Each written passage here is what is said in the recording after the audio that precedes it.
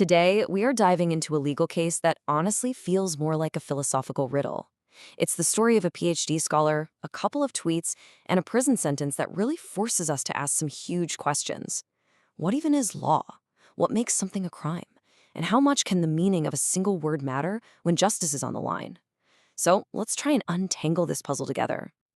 We're going to start right here with the court's own words, the final justification for their ruling. This one sentence, it just perfectly captures the official point of view. What you do online has real-world consequences, and it is absolutely subject to the full force of the law. This statement isn't just a conclusion, you see. It's the very foundation of the state's entire argument, and it's the real starting point for our story. So here's our game plan. First, we're just going to look at the facts of the case, what actually happened. Then we'll dig into the pretty powerful defense that Dr. Chen put together from his prison cell. After that, we're going to put on two different pairs of philosophical glasses to analyze the whole thing, first through the lens of legal rules, and then through the lens of legal principles. And finally, we'll get to what might be the real heart of the matter, a battle over the meaning of words themselves. All right, let's jump into section 1, and the central mystery here of the scholar's so-called crime. You've got a highly educated academic, a PhD in physics no less, whose online activity, we're talking about retweeting stuff, somehow ends with him in prison for a pretty long time. The big question is just how? How did we get here? Just let that number sink in for a second. 1 year and 8 months. We're not talking about a small fine or, a slap on the wrist. This is a huge chunk of someone's life, a substantial loss of freedom. And it's so important to understand just how severe this punishment was, because it really raises the stakes and makes figuring out the why so much more urgent. So the official charge was picking quarrels and provoking trouble. Now, the most important thing you need to understand about this charge is just how broad it is. It's a term that can cover a massive range of behaviors, everything from a physical brawl to, in this case, online speech. And this ambiguity, this vagueness, it's not just a minor detail, it is absolutely central to the entire conflict. So according to the court's verdict, the logic was pretty simple. They argued that because of Dr. Chen's high level of education, he should have known better. They claimed he intentionally spread what they called false information that attacked the state and its leadership. And in their view, this act caused a serious disruption to public order. It really paints this picture of a malicious actor, right? Someone using their intellect to deliberately stir up chaos. But Dr. Chen didn't just roll over and accept this story. Oh no. From prison, he wrote this incredibly detailed self-defense. And this wasn't some emotional plea for mercy. It was a rigorous, almost scientific deconstruction of the charges against him. He literally broke down the crime into its core pieces and then systematically took each one apart. Let's walk through his 3-part argument. Okay, so Dr. Chen's defense was basically a masterclass in logic. First, he argued there was no harm done. He pointed out, hey, where's the evidence of any serious public disorder? In fact, he later saw that the supposedly dangerous posts were still online, and nothing, no reaction at all. Second, he argued there was no illegal act. He sorted his posts into categories: art, opinion, and fact. Art and opinion, he reasoned, can't be false, they're subjective by nature. And then, for his final point, he did something brilliant. He completely flipped the prosecution's own logic on its head. He said there was no criminal intent. He argued that because of his high education, he understood perfectly well that his retweets to a tiny audience were scientifically incapable of causing any kind of large-scale chaos. In other words, he knew they were harmless. Okay, now let's take a step back from the he said, she said, and bring in our first analytical tool. We're going to look at this whole case through the lens of a major school of legal thought called analytical legal positivism. This is going to help us understand the court's actions from a very specific and very rule-based perspective. So what on earth is analytical positivism? Well, at its core, it's a pretty simple idea. Law is separate from morality.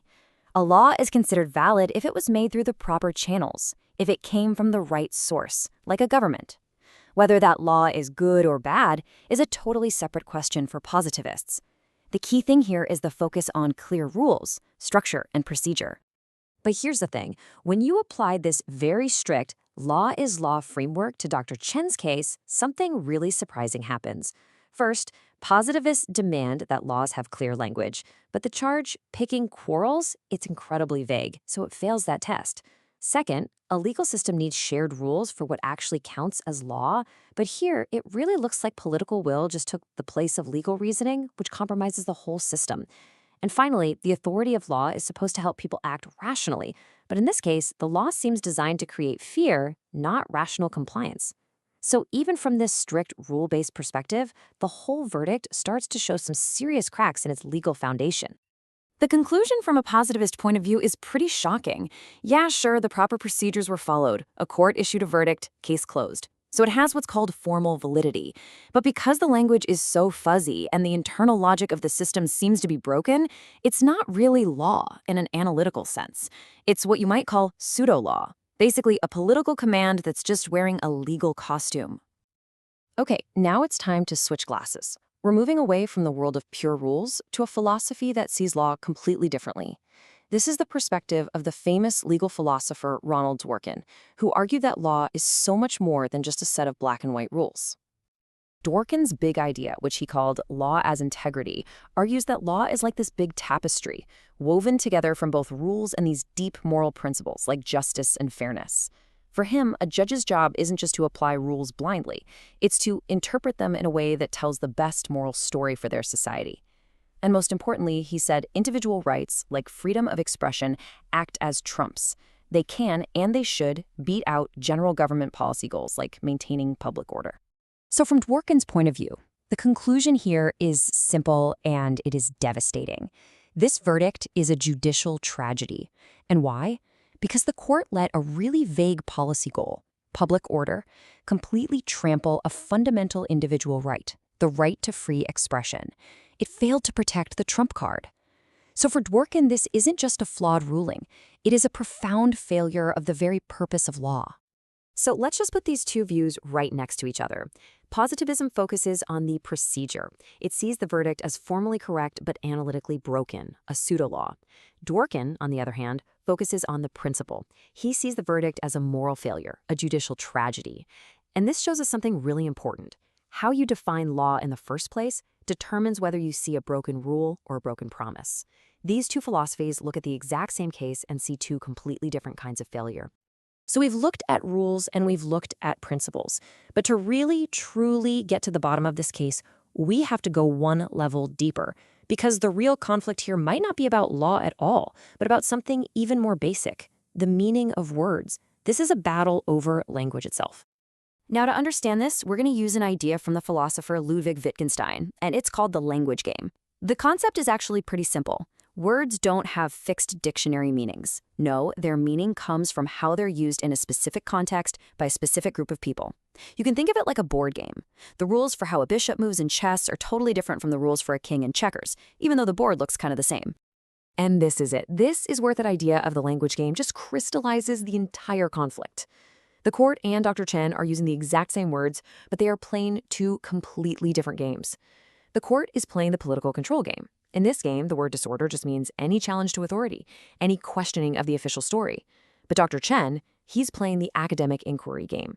And in his game, disorder means something concrete, something you can verify, actual, measurable, large-scale social chaos. They're literally speaking past each other because their words, while they sound the same, mean fundamentally different things.